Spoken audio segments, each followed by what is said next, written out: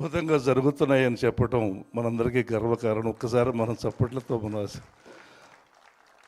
ఎందుకంటే గౌరవ ముఖ్యమంత్రి గారి దృష్టికి వెళ్ళటం, ఈ కార్యక్రమాలు చాలా అద్భుతంగా జరుగుతున్నాయని చెప్పేసి అక్కడ ఆయన ప్రస్తావించటం, ఇదంతా కూడా మనకి కళలకి వైభవం, పట్టాభిషేకం జరుగుతుంది అనటానికి మళ్ళీ పునర్వైభవంకి తార్కాణంగా దీనికి కర్త కర్మ క్రియ రోజు మనం చెప్పుకుంటున్నట్టు మన కేశినేని చిన్ని గారు, వారికి సహకరిస్తున్న పట్టాభి గారు, ఫార్చ్యూన్ మురళి గారు, ఇలా పెద్దలందరూ ఎందరో మంది.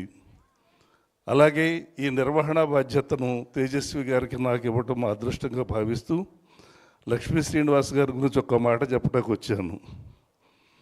శ్రీనివాస్ గారు గుంటూరులో ప్రముఖమైనటువంటి ఆడిటర్ అయిన, అది కాకుండా మంచి కళా పోషకుడు. ఆమె కళాకారిణి. గుంటూరు ఎవరెళ్ళినా వాళ్ళ ఆతిథ్యాన్ని ఆనందంగా, ప్రేమగా, ఇంటి మనుషుల్లాగా ఇచ్చేటువంటి సంప్రదాయం వాళ్ళది.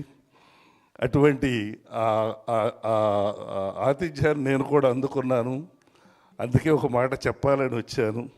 ఆ తర్వాత శకుని నాటకం కూడా 8 గంటలకు స్టార్ట్ అవుతుంది. అనంతపూర్ నుంచి వచ్చారు పద్మజ గారు, అడ్వకేటు. మరి గోవాడ వెంకట్ గారు డైరెక్టర్ ఆ నాటకానికి.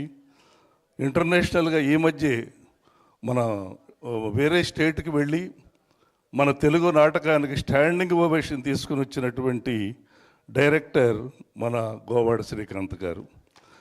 అటువంటి యొక్క కాంబినేషన్లో పల్లేటి కులశేఖర్ గారు రచించినటువంటి శకుని నాటకం 2 గంటలు ఉంటుంది. అది కూడా చూసి వెళ్ళాలని కోరుకుంటూ లక్ష్మీ శ్రీనివాస్ గారికి శుభాకాంక్షలు తెలుపుకుంటూ నేను ముగిస్తున్నాను. నమస్కారం.